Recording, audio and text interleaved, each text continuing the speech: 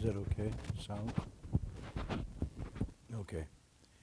I don't have much voice left, so I'm going to have to rely on the amplification here. Continuing into the last verses of the chapter 9 of the Avatamsaka.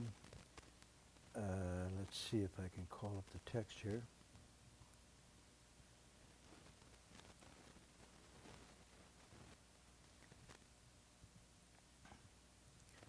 Overlap as usual. Here we go. Oops, got to magnify.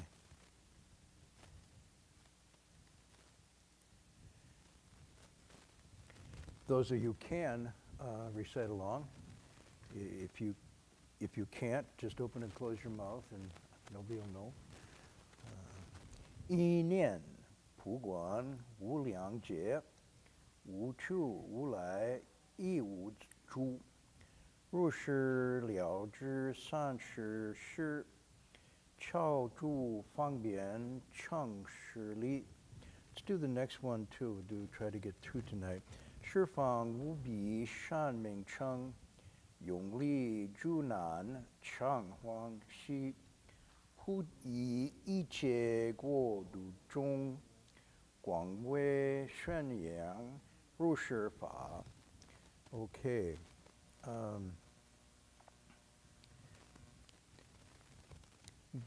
I vary sometimes working on the translation, trying to get interpretation.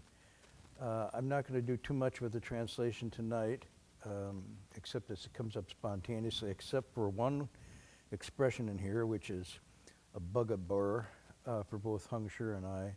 And when I come to it, see what alternatives we have here. So in this section, I've identified some themes. Those of you who really want to get into it and see a more Buddhist scholar analysis of this text, and if you can read the Chinese, you should look at Qingliang Guoshi's Su Chao. On and off, I've been using it. Heng Sure and I used it for many years. It's just brilliant. It's absolutely brilliant. It's also very Chinese and very scholarly. And what he's done is he's taking the Confucian and Taoist traditions of the classical learning that he had in China and uses them to shed light on the Avatamsaka. He also does this incredible job of taking the architecture of the Avatamsaka and putting it into patterns that are really quite good. He always tries to find themes in sections, and these are four that I see emerging from this section we're reading now. One is this very interesting, and I've talked about this a little last week, the combination of what are called the powers, say the 10 powers or the spiritual penetrations of a Buddha, and then the complementing that with compassion. So it's not power for power's sake, but it's power for the sake of using expedient abilities to compassionately reach out and teach and transform people. This is quite important because the compassion I was talking about this last night. The passion is actually a part of the awakening. In other words, it's not like there's wisdom awakening and then there's compassion, but they're just totally interfused. Part of the awakening is to see the truth of a non-self, the truth of no isolated, hermetically sealed ego individual. But what instead exists is the interdependent interrelationship of all beings in all worlds. With that, then comes this identity immediately on the awakening of the compassion. Single substance, great compassion. Single body, single being, great compassion. And so the powers arise both from wisdom and from this resolve to reach out and teach. The second theme is this idea, and I think some people find it goes against some of the views that the Buddha has reached a final stage of nirvana, no more birth, no more engagement, entered into removed stillness.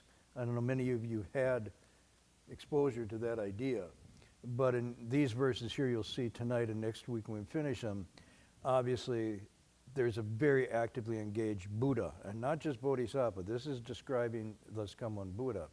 So whatever image we have of the Buddha as a pulled back, almost statue-like figure that's gone off to another world and has no engagement, no involvement, it very clearly in this text, not only does the Buddha, a Buddha, stay involved and stay engaged in this world, but in all worlds and throughout. And so there's these, I would suspect also that these powers to travel, and it says in one thought he can go, these also are the powers that come about from the compassion. If you look at the image of Guanyin Bodhisattva, you see 1,000 hands, 1,000 eyes, reaching and supporting. These are symbolic of the kinds of reach of the powers that come from seeing the plight of living beings and realizing, I want to do more, I want to do more, I want to do more. And wanting to do more gives rise to this ability to come up with all these various transformation bodies, expedient means, but also the ability to travel and go to all these other realms. It's actually quite inconceivable, and I'm not asking anybody to necessarily, quote, believe it, but the texts themselves are describing this phenomena that's happening. And what's interesting to me is it's coming out of wisdom and compassion conjoined. It's not just powers for power's sake. And so even the 1,000 eyes and the 1,000 hands are really manifestations of this heart of compassion that says, what can I do? I want to do more than currently available. The third theme that I think is important, I'm going to get to later, is you see nothing in these verses about the Buddha or the Bodhisattva saving living beings. There's no salvation, and there's no messianic salvation figure like a savior coming in. It's all about inspiring and instructing. So this is a very interesting and important point. And then the fourth theme that I think is very interesting is that this is available to anyone. And so now we come back to the central theme of the Lotus Sutra, all have the Buddha nature, all can become Buddhas. Okay. The other thing that's interesting here is if I look at these, and unless somebody finds something different, this interchange between thus come one, which is Rulai, another Tathagata in Sanskrit, another title of a Buddha, and then Buddha, or world honored one, and anyone. And they're seemingly not separated out. So you think, well, this is sloppiness. Let's be clear about what our subject is here. But I think it's actually intentional on the part of the Avatamsaka to say these interfuse an ordinary person and a Buddha, a Bodhisattva and a sage, any living being in the realms of existence can interfuse and interpenetrate and mutually transform. And so it's actually basically stating, by not listing the subject specifically always as Buddha, and when it says anyone, breaking down the dichotomy. This is another manifestation of key concept in Buddhism called non-duality. Between the ordinary person and a Buddha is a difference of only degree, not kind. And it's not that a Buddha has potentially or intrinsically more wisdom and compassion than an ordinary person. It's just realized more fully. So this becomes really important, and that's why I think purposely this does not make that clear-cut distinction between Buddha and anyone. Also consistent with the Avatamsaka, and many reasons for this, but time and space are all fuzzed out. They just start to, they lose their edges. Swiss watches have no place in the Avatamsaka, much less stopwatches. So let's just go into the text here. In one thought, he contemplates limitless kalpas. I'm going to share with you some of my teacher's commentary on these sections here. His commentary to that line is basically, when living beings contemplate something, I'm quoting this, it's necessary for them to use a lot of effort and time. They must use their brains in order to figure it out. Now there are computers, so you have to remember, now there are computers. This is a little earlier. Let me see, this was probably 70, well, I came in, the Avatamsaka was being lectured, and it was right about here, so this is about 1975, 76. And I'm guessing computers were, I don't know the history of technology. What was the state of computers in 75, 76? Some of you going, oh God, I wasn't even born then. But I mean, even, anybody remember? I mean, okay, but then this commentary is from 75, 76, so there must have been big brain, mainframe kind of computers going at that time, right? Yeah, the personal computer like this sort of thing, maybe is the 80s, but the larger computers that were used, I'm sure they were in function. The military was certainly using them to make the world safe. Okay, I'm not going to editorialize. So he says, now there are computers, but you have to program them first before you get an answer. This is how the technology at the time. But a Buddha doesn't need a computer. In a single thought, he can contemplate all things of the 10 directions in 3 periods of time throughout limitless kalpas. Again, kalpa being this incredibly vast measure of time. And again, this is something, you know, when we talk about light years in physics or in astronomy, it's really hard to imagine, but isn't a light year the distance in a year of time that light travels? Yes. Thank you. So, I mean, that's hard for me. I'm trained in the humanities and to imagine, well, first of all, how fast does light travel? Damn fast, right? I mean, it's faster than sound. I know this even as a kid. When I was out in Wisconsin on the lake, I'd watch a man chopping wood out across the lake. And you'd see him chopping wood. And then 3 seconds later, you hear kapunk. You see him chopping wood. So I figured out, I wasn't Einstein, but I figured out the light travels faster than sound. Or my eyes are quick, I don't know. In any event, if light travels that fast in a year, and that's considered 1 light year, okay? So we're looking now at planets and galaxies that are billions of light years away. So kalpas isn't really out of the stretch. I mean, even though we use the science to actually say that's what's really going on, and we trust it. We trust that these scientists aren't coming up with this as some kind of fictitious thing. On the same hand, it's almost impossible for us to imagine a single light year.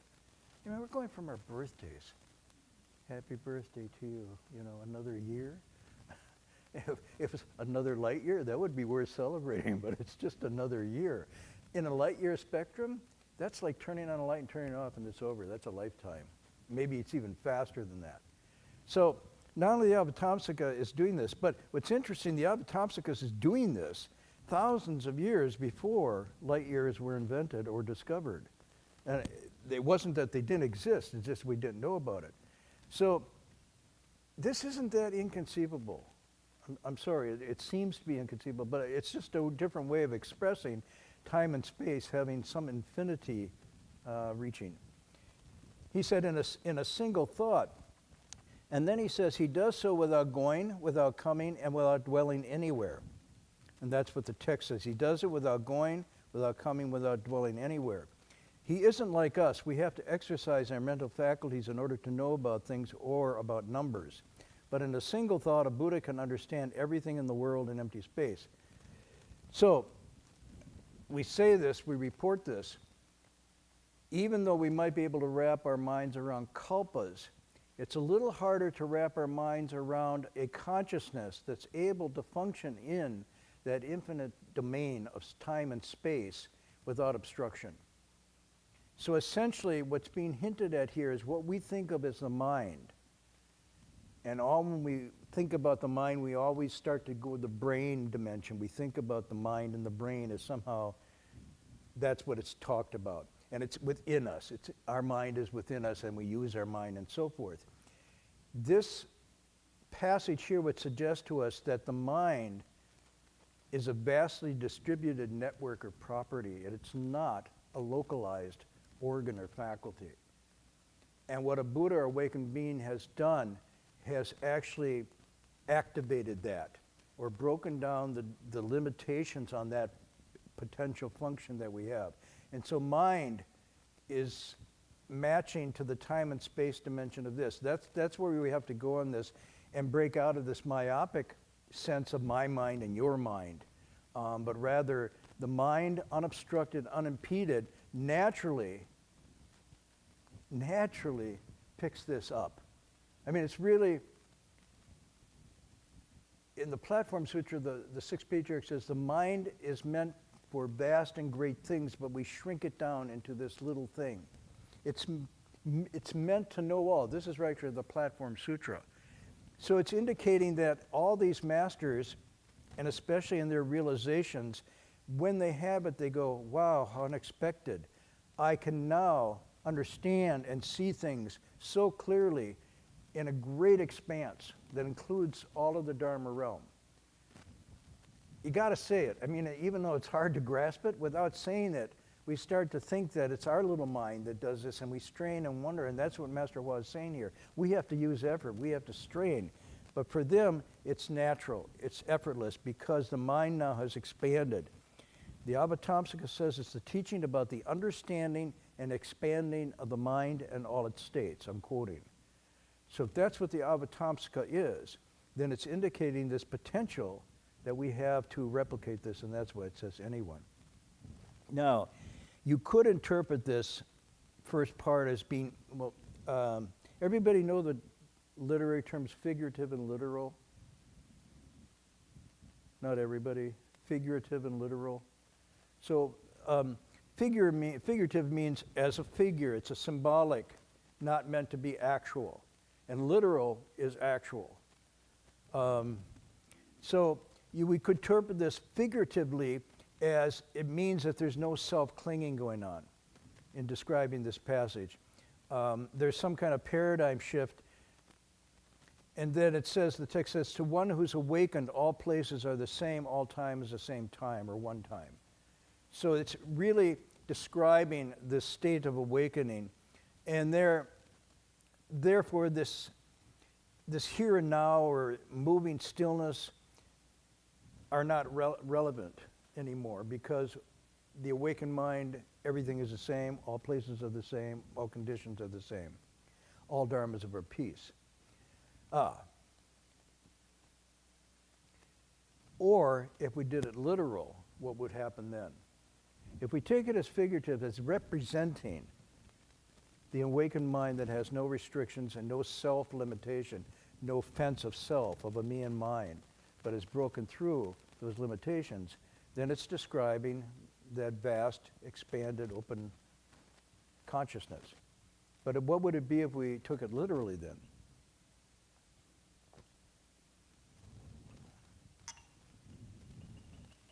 And the line is, in one thought contemplates limitless kalpas, does so without going, without coming, without dwelling anywhere. Going, coming, dwelling are all conditioned on a this and a that, on a here and a now and that. That being broken down symbolically, not there anymore. But if it was literal, what were we looking at here? Come on, anybody.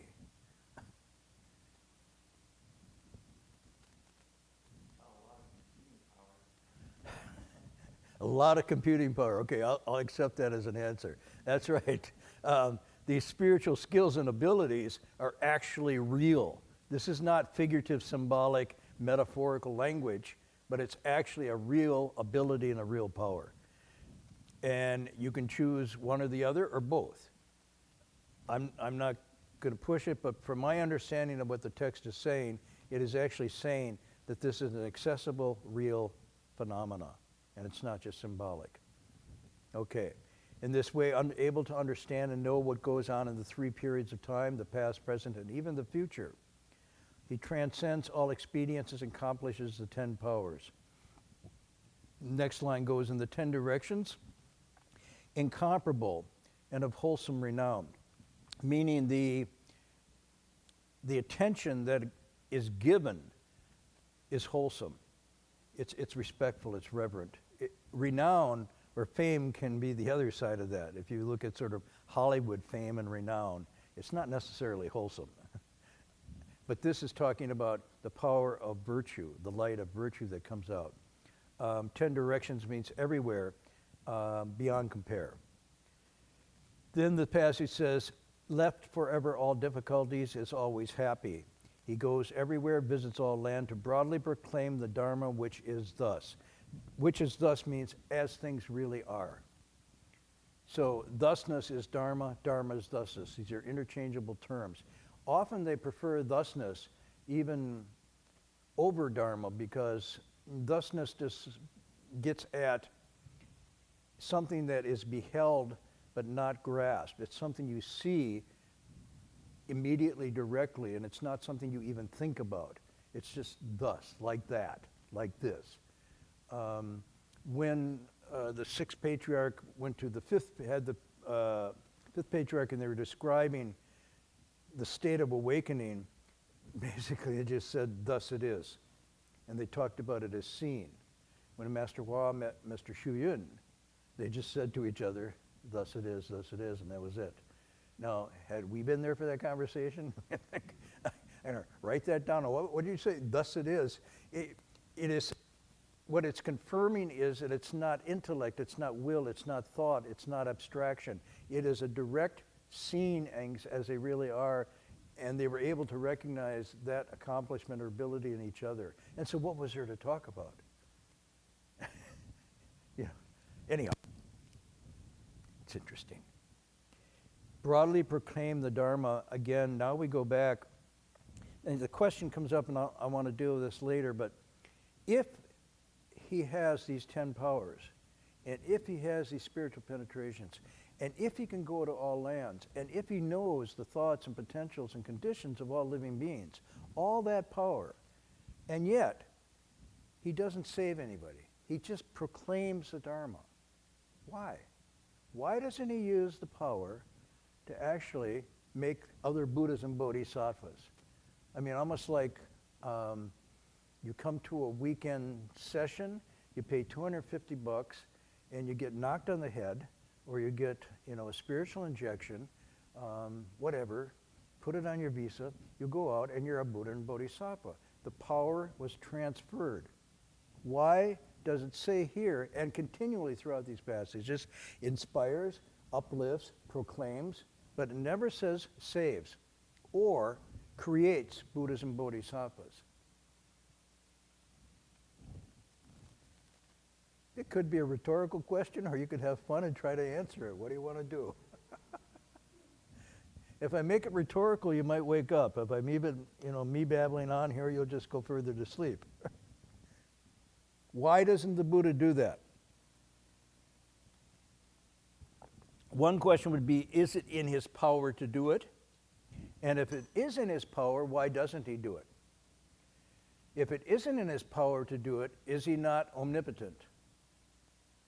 Okay, another way of phrasing it. This, if you're into Judeo-Christian theology, becomes the question of theodicy. Theodicy means explaining the ways of God to human. For example, it's a problem in theology. If God is all-powerful, then why is there evil and badness in the world? If God is all good, da-da-da, and so forth. So these are questions. We're not in that realm here, but we're asking, is one of the 10 powers the ability to make Buddhas and Bodhisattvas? Now, Connie's not here with her phone. She'd be looking up the 10 powers right away on Google. No, it's not there. So then, are the Buddha's powers limited? You drop what? Drop the mask. Yeah, because I can't hear you. Okay. If he has the ability and he doesn't do it. He doesn't do it. If he does do it, would it go against the universal principle of karma? Okay, so the principle of karma might be challenged or even violated by the fact that the Buddha would make a Buddha or a Bodhisattva, and therefore your responsibility and being who you are as a result of your intentional actions would be cut off. That wouldn't be the operative principle. Yeah. So I thought you were going to say if he could do it and didn't do it, then where's the compassion? It's stingy. It's really stingy. yeah, I don't can think do it, but where's the highest bidder? No, that's not how it's going to work. Also, like, I feel like from a human experience, when you give it to someone without any effort, it's not appreciated also. If it was freely... So he could do it, but he's not doing it because you wouldn't appreciate it. Yeah, you wouldn't like appreciate a little struggle. and so you why wouldn't is learn... it dukkha? The Buddha wants you to make you appreciate when he gives you the big gift. Because if you were just born into the Pure Land, you wouldn't appreciate it. Yes, you love wouldn't it. learn anything. You would just go back and make the mistake again and come back. Living beings are boundless. I vow to save them all in due time, with some conditions when they're up to it. No, it's not there. But I think the important principle you bring up is that karma is at the core. Everything that happens to us comes from what we do, intentionally do. Therefore, it is in our hands. That's that famous verse. No one saves you but yourself. No one can, no one may. You yourself must walk the path. Buddhas only proclaim, show the way. So that being, there is a limitation. This is the law of karma and cause and effect. On one hand, that makes you radically free.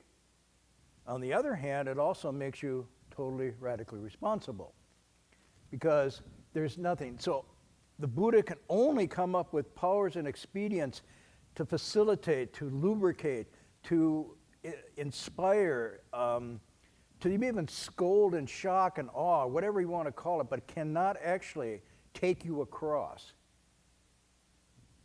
So this is a very interesting sort of, I wouldn't say it's a limitation, because if it's in the realm of things as they really are, no one eats for you, no one wears clothes for you, no one sleeps for you, why would anybody be able to spiritually, quote, do that? It's not in the law of the way things work. It's not thus. It's imaginary. It's outside the laws that we know and operate. And then karma would be all over. And so would be the possibility of change. So all of this is pretty rich. The passage I like here is very important. People ask, how do I know if I'm making progress with my cultivation? This line, leaving difficulties always happy. I mean, we brush right over that. It's like, oh, yeah, that's why I'm going to live alone, because difficulties are other people, and if I leave those people, I will be leaving difficulties. Then you have the difficulty of yourself. No difficulty there. I can get along with myself sometimes. Always happy. That's a very interesting line.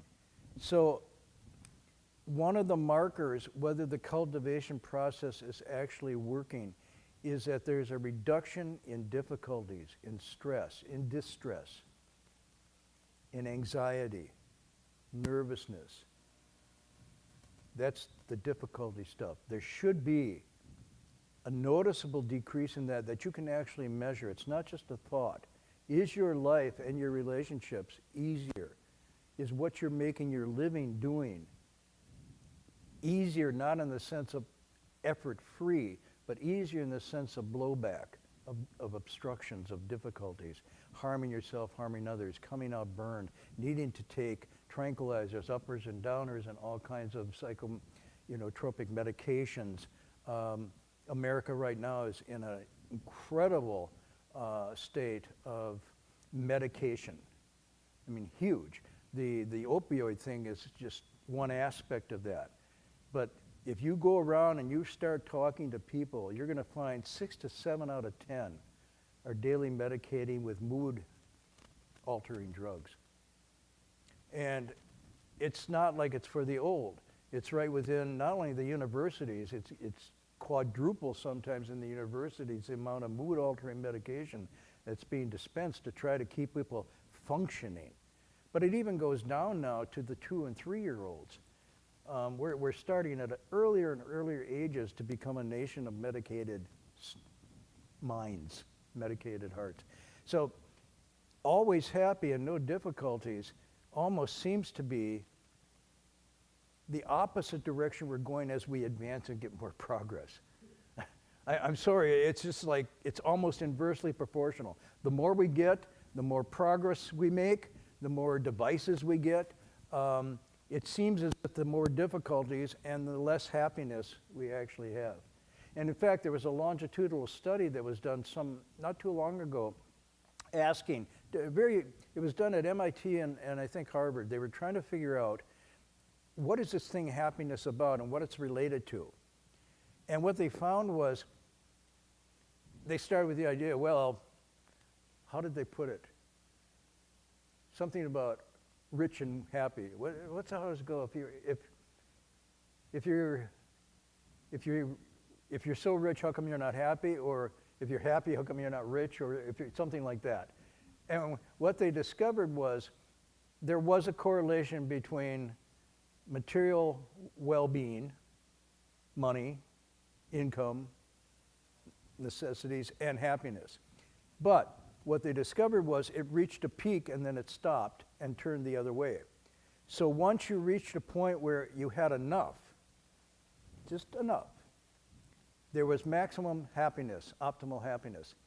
Gone beyond that point, it started to become inversely proportional. The more you had, the less happy you were. And they actually measured this out in a longitudinal study, which is very interesting. So we think if we have more or we make more money, we'll be happier. But there's a point of no return that the investment starts to go backwards. And it's very interesting to think about this. And what did they find?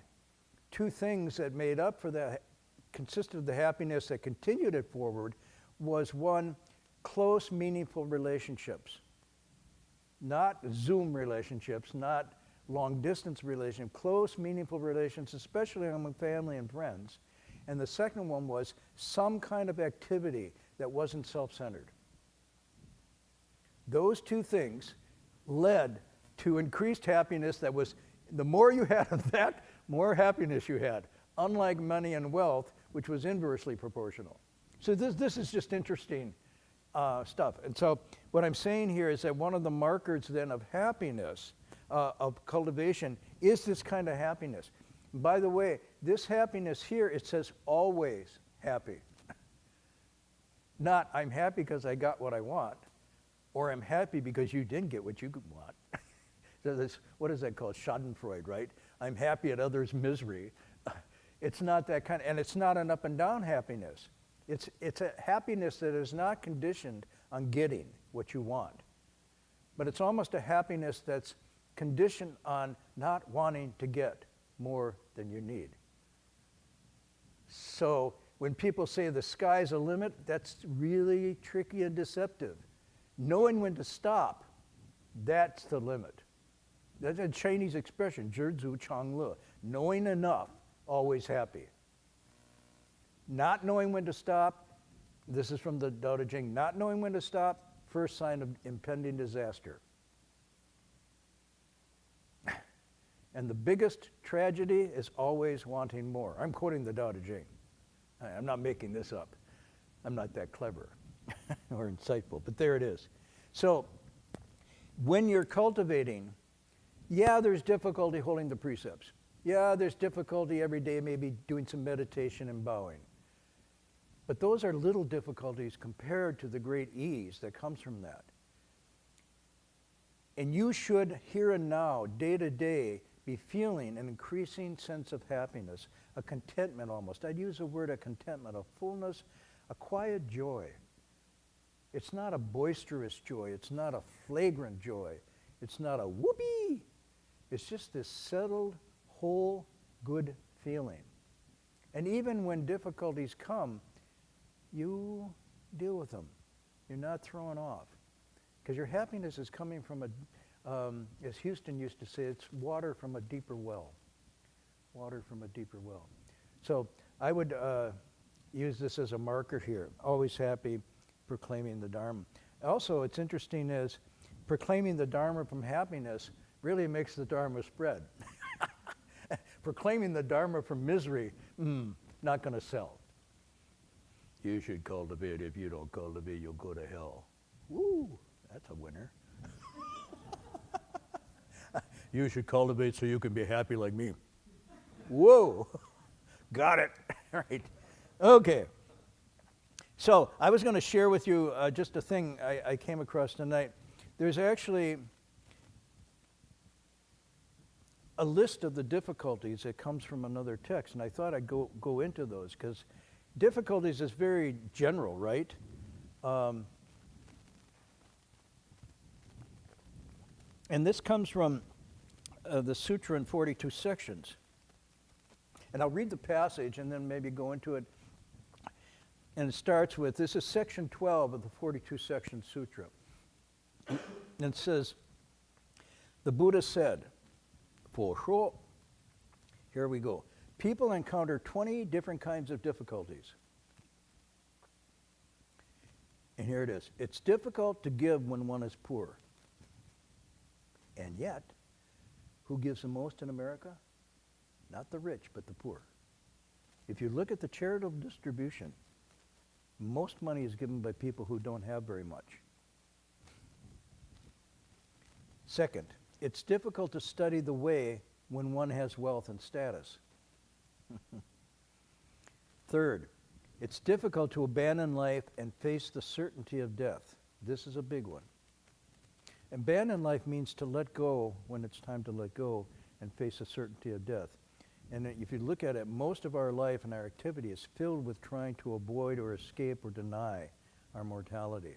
And it's difficulty to accept that. It doesn't mean to embrace death or to seek death, but it means to take it in the stride of the natural flow of things. Fourth, it's difficult to encounter the Buddhist sutras, the teachings. Fifth, it's difficult to be born at the time of a Buddha. Next, it's difficult to be patient with lust and desire. Yeah. What did the Buddha say? Later in the sutra he says, as for sexual lust, he said, it's a good thing there's only one thing like that. Because if there was two things that strong, nobody would ever become a sage. So that's a big one. It's difficult to be patient with it. You notice what it says here? It doesn't say it's difficult to crush it. It's difficult to exterminate it. It says it's difficult to be patient with it, not let it overwhelm, not let it take control. That's a very different approach than saying, get rid of it. It's difficult to see fine things and not seek them. Welcome Madison Avenue here. Madison Avenue is my old expression.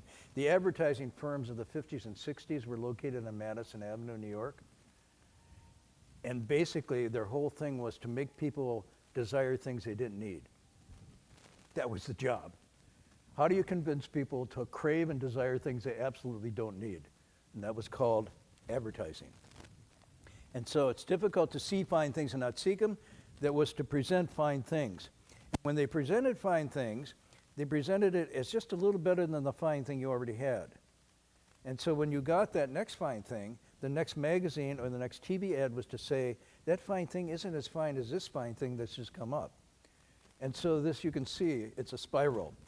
And it not only applies to things, it applies to people. I married this fine thing, and now this fine thing is as fine as that other fine thing, and then we have serial marriage, or whatever you want to call it. It's difficult to be insulted and not get angry. Nah.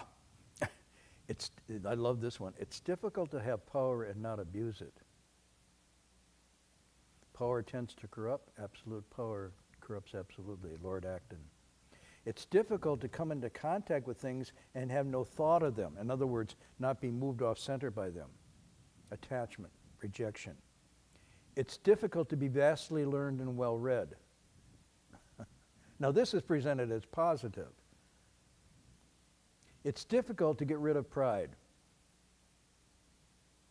And if you get rid of it and you're proud about it, you haven't gotten rid of it. It is difficult not to slight others who have not yet studied. This is a big one. To look down on people who haven't studied, who haven't practiced, and feel that you're better and superior to them. It's difficult to practice equanimity of mind. This next one, it's difficult not to gossip. Even when you don't open your mouth, the mind gossips. It's constantly judging, comparing, putting down, belittling this. Man. It is difficult, next one, to meet a good and wise advisor. It's difficult to see one's nature and study the way. To find your true self, tune into it, and pursue the way. It's difficult to teach and save people according to their potentials. We think we can teach and save people by hitting them over the head with the Dharma. This is the truth. You should, you should, you should.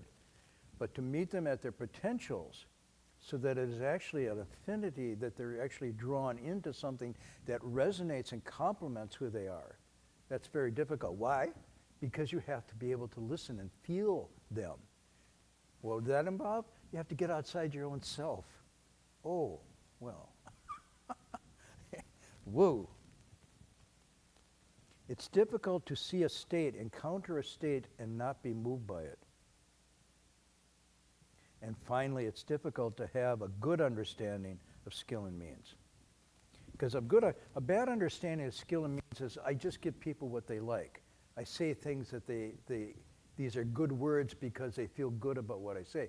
That's not skill and means. Skill and means is medicine appropriate to the illness. And sometimes that's bitter.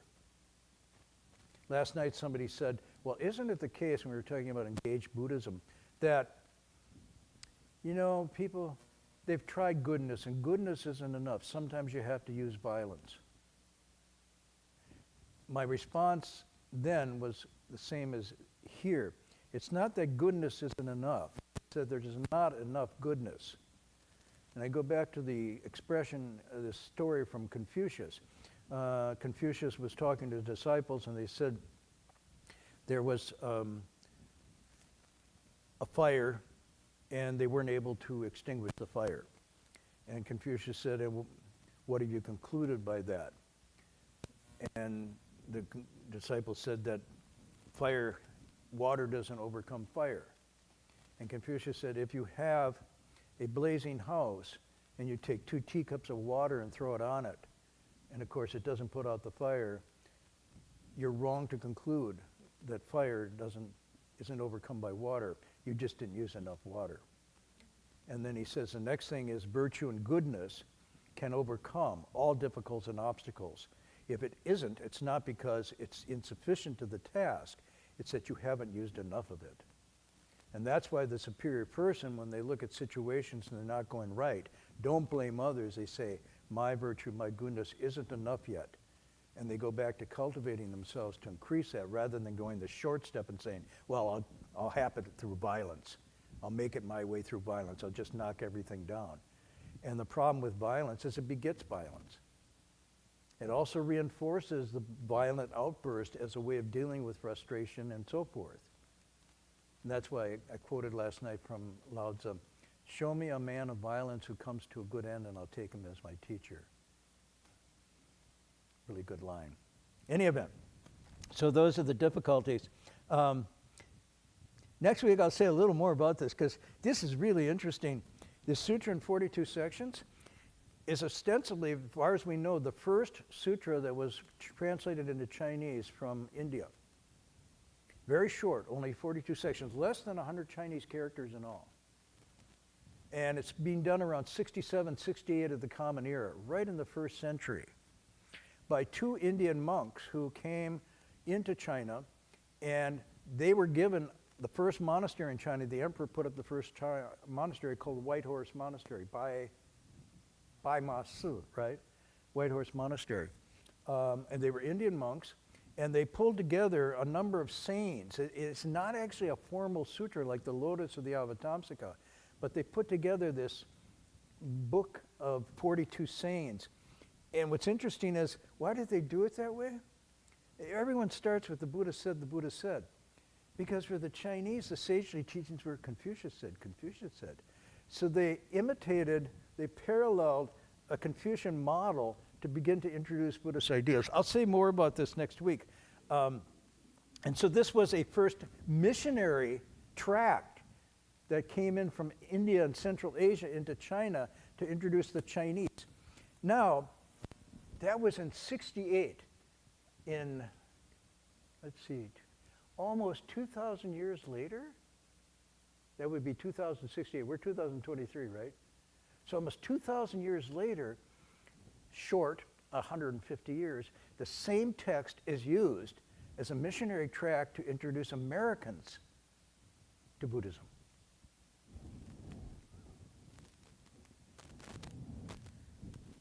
(1905), called Zen for Americans, including the sutra in 42 chapters.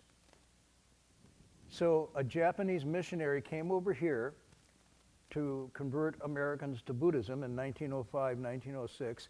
By the way, not only was he on the East Coast, San Diego, Fresno, Oakland, San Francisco, Sacramento. And his talks were then recorded and translated by none other than D.T. Suzuki, his disciple, 1906, 1905. And then this guy in Illinois, Paul Karras, puts this out and publishes it because he wants to see a reverse missionary movement of Buddhists coming to America instead of Christians going to China. So here you have, I could say more, I'll talk about this a little more next week. It's a very interesting sort of chapter in what's going on.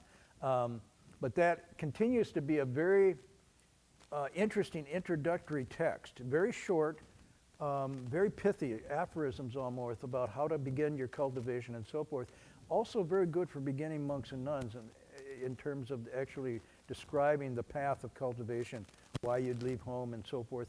And a lot in there about how you deal with lust and desire, one of the major obstacles to cultivation and so forth. So we'll stop here, I guess, for this week. I was going to tell you one story quickly, because I said these were the ones we were reading when we did the bowing pilgrimage, and so I was going to take from my journal, wherever it put it, someplace here.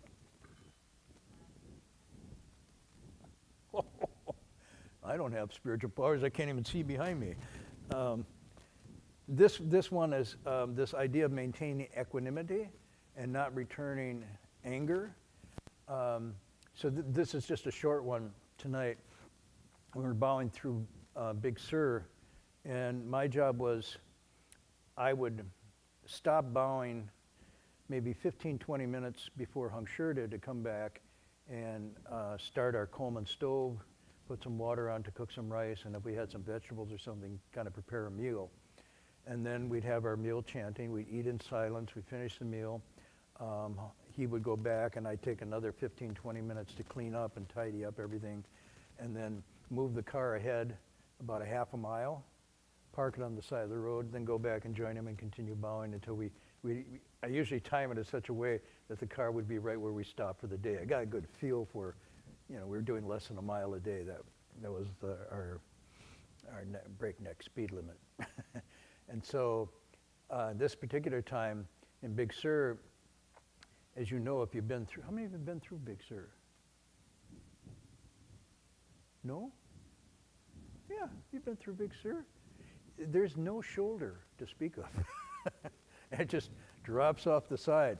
And so that particular day, we had maybe maximum 8 to 10 yards of space on the side of the road. I found a place, but very tight. The wheels were actually, this was the edge dropping off, and that's how much distance there was between the wheels. So it was both scenic and scary to be eating lunch there on that side. And so we finished lunch, went back, and I was cleaning up dishes in the back. So I'm up from the highway to you away. That's the highway adjacent. And then back here, no place to go. And this Jeep pulls up, and this guy looks at me and gives me a really dirty look. And I'm going, uh-oh, because there's nobody around and whatnot. And then he reaches in to his coat pocket, and he pulls out a .357 Magnum. And he points it right at my head, and then he pulls the trigger back. And I'm going, whoa, 'cause, and then I don't know why I do this. I put my palms together and I smile at him and I go like that. I don't know why I did that. It's crazy, right? And he looks at me and he's watching me really carefully, and then he releases the trigger, puts it back in, and drives off. Now, I'm telling you, I don't know why I did it. It wasn't that I had equanimity exactly. It was like, it just came, but partly it came because my teacher told me no matter what situation you encounter, you can't use any of your martial arts skills. So I knew in advance that that was not an option for me.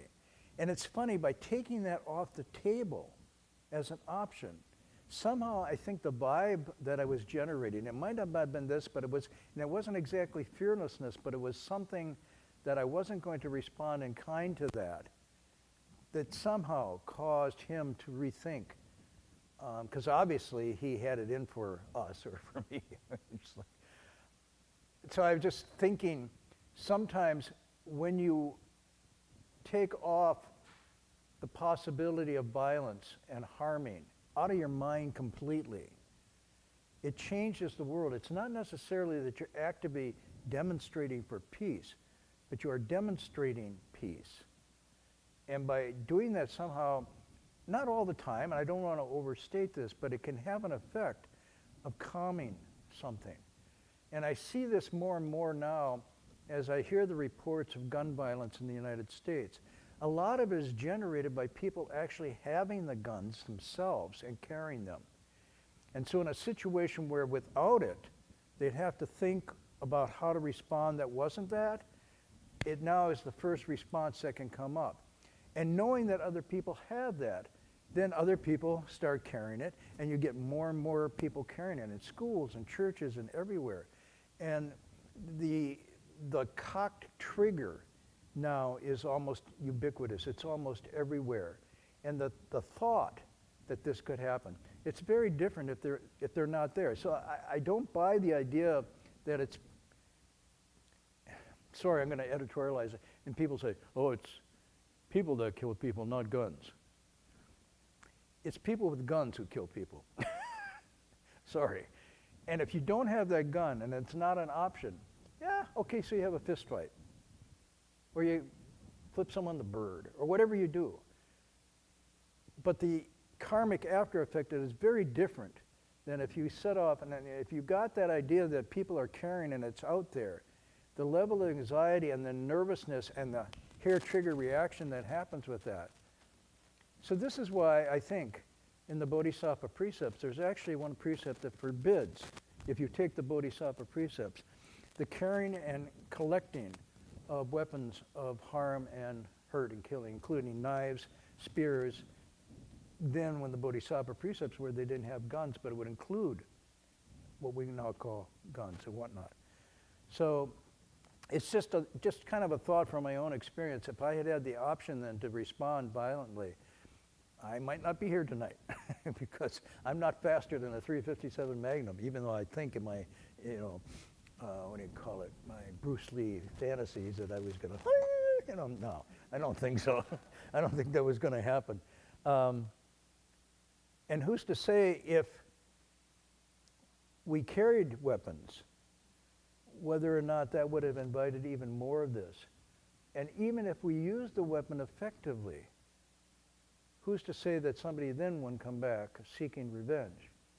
So you get into this interesting cycle here. So I don't want to claim it was equanimity, but equanimity came as a result of that experience rather than necessarily before it. But it also came because I didn't allow myself, because of my teacher's instructions, to be in a position to do anything else but. So I think, who is it? Never slighting Bodhisattva? Is that from the Lotus Sutra, right? Just doesn't spit in anybody's face, just gets along. Okay, I'll tell you another story, but that's it for tonight. We're going to have a lecture here tomorrow night too, because Heng Sure is in China, and he's asked me to cover. It's going to be a thin cover. I'm out of gas. But so tomorrow night we're going to do the Avatamsaka, but another chapter. This is chapter 39. He's lecturing Hung Jud, our Master Jud did last week from Canada, which is in the Dharma realm, I'm told. Sorry, I won't do Canadian jokes. But we'll do it here, and then I guess will it be online, Locke? Yeah, but I mean, will people also be online? Yes. Oh, okay. Anybody wants to take a look, I'll just leave it up here if you want to take a look afterwards and check out the book. Okay, so then we'll do the transference.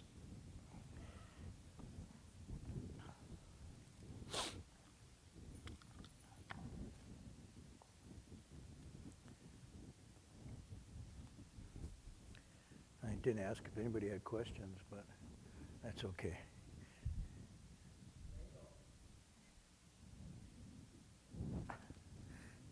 Sorry, you broke up. I didn't hear that. Okay. Everybody's sound asleep.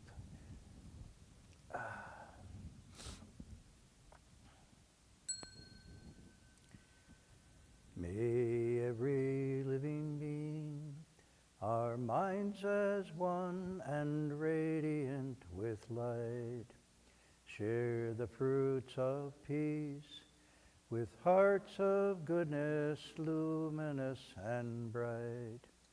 If people hear and see how hands and hearts can find in giving unity, may our minds awake great compassion, wisdom, and to joy. May kindness find reward. May all who sorrow leave their grief and pain. May this boundless light dispel the darkness of their endless night. Because our hearts are one, this world of pain turns into paradise.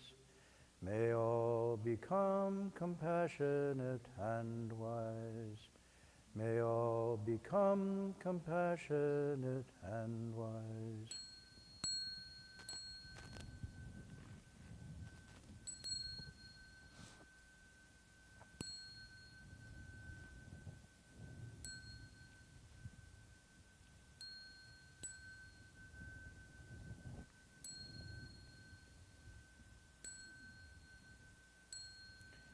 Bow in respect to the Triple Jewel.